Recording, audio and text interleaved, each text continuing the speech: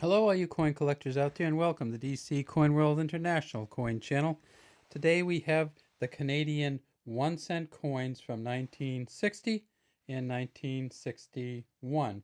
We've just been doing a series on the Canadian pennies. We usually do 2 years at a time, and this is the 1960 and 1961. As you can see, it says Elizabeth II Dea Gratia Regina, or Elizabeth II by the grace of God, Queen, and it says that on both of them. They both have these denticles around the inside of the uh, rim, as you can see here. Now, both of them are bronze coins.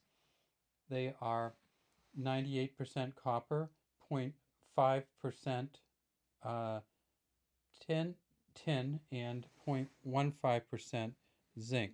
So pretty much a copper coin all the way through.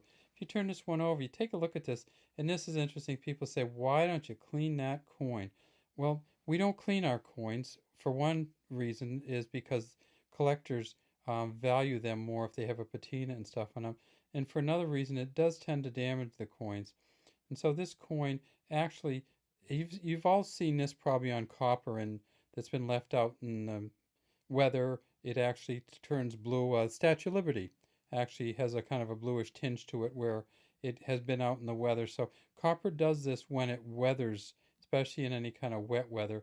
And it actually makes the copper stronger, they tell me. And this, if you look here, it almost has like a little reddish tint here. And then on this one, we'll turn it over and we'll see that this is the 1960. At the top it says 1 cent, has the maple leaves here, 1960 in Canada. And on this one it says, of course, 1961.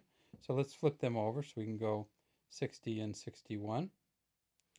And we see the KG here for George Kruger Gray, who did this engraving on the coin. And one of the varieties you'll find in the 1960 is what is called the hanging or doubled, well, the hanging zero, and we don't really have that on here. And then there's some doubling on the 9 and the doubling on the KG, which we're not really seeing on this coin. And you also, for the 1960, for the varieties, I would look at Coins and Canada, which has kind of the pricing and the varieties on them. For the 1961, we also have some doubling. And sometimes it's a doubling on the legend. Sometimes it's an off-center or die crack. And sometimes it's a doubling on the hanging, they call it the hanging one here. And we don't have a hanging one or any doubling on this particular coin. So, how many did they make? Well, it turns out in 1961 they made 139.6 million. And in 1960 they made, let me get it, 72.77 million. So they made a huge number more in 1960 than 1961.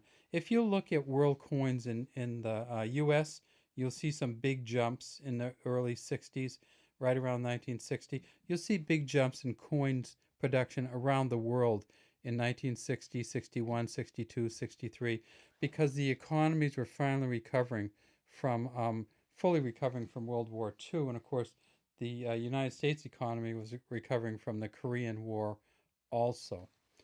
And so when we start seeing these, we start seeing huge numbers of these made. This coin was only made for a few years. It was made from 1953 until 1964. And the reason for that is the 53 coin, of course, was the coronation coin. And then this was the image placed on those coins from 53 on.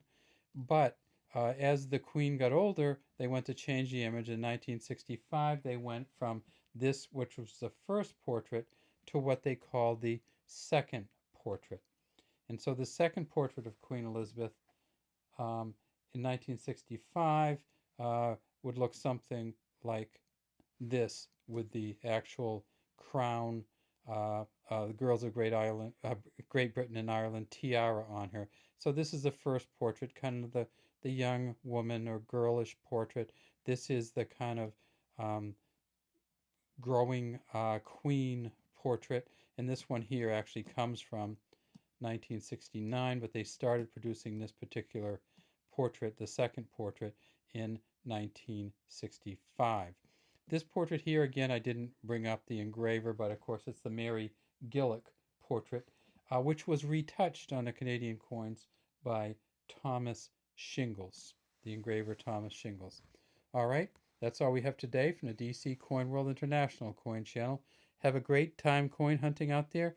And if you have any comments, please leave them in the comment section. And we'd love to have you subscribe to the DC Coin World International Coin Channel.